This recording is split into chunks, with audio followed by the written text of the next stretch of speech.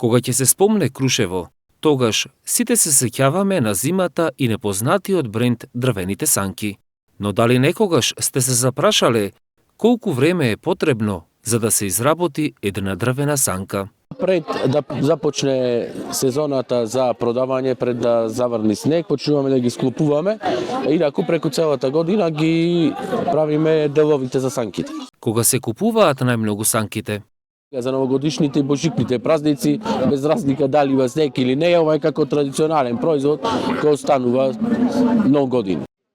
Најнов производ кој се повеќе се бара на пазарот се и дрвените даски, кои се користат за празници, за гости, во различни димензии, неколку вида. Без разлика дали станува збор за санка или за даска, потписот е ист. Вешти раце, крушевско дрво и квалитет кој ќе трае со генерации.